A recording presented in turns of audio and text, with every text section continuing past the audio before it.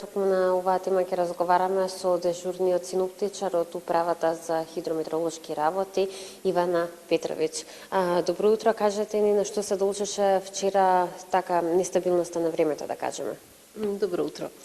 Вчера нашето подрачје потпадна под влијание на влажна воздушна маса која што од Медитеранот преку Јонското и Јадранското море пристигна на нашето подрачје, па заедно со топлината што ја имавме од загревањето поради топлото време што ги имавме во изминатите денови, се створија услови за развој на нестабилна облачност и тоа ја имавме на повеќе места, веќе во предпладневните часови, најпрво во западните и во јужните делови од земјата, а потоа и во останатите делови од земјата.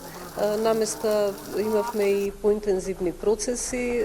Процесите прво беа повеќе во планинските подрачја од земјава, а потоа имавме и во некои од поголемите населени места.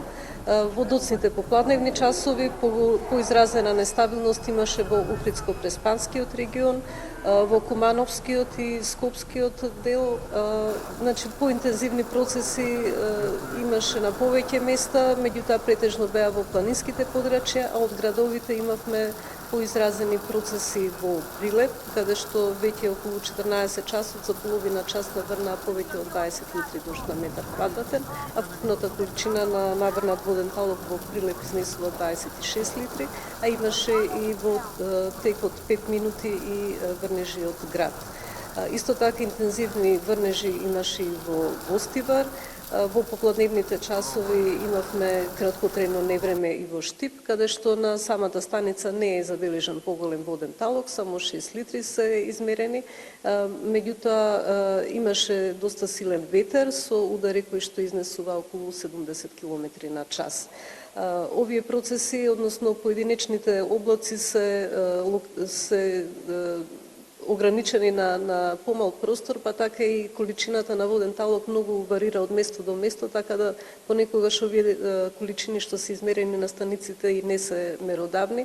Така, например, во Маврово наврнаа 30 литри дожд на метар квадратен, а во Лазарополе наврна само 8 литри дожд на метар квадратен. Исто така и во Скопската котлина, во источниот дел, во Петровец наврнаа 21 литар дожд на метар квадратен, а на Зајчеврид само 2 литри. Какво време не очекува денеска и во текот на наредните неколку дена што следат? Што вели прогнозата? Денеска очекуваме стабилизирање на времето. Во јужните делови се уште, особено во предпладневните часови, ќе биде променливо облачно, ќе има и услови за краткотраен дожд со ретки грмежи, меѓутоа во текот на денот, значи и таму времето ќе се стабилизира и ќе биде сончево со мала до умерена облачност, но ќе дува денеска умерен повремено и засилен северен ветер. Температурите ќе се движат од 24 до 30 степени. Од утре па до понеделник не очекува стабилно и потопло време со постепен пораст на дневните температури, кои што во понеделник ќе се движат од 27 до 33 степени.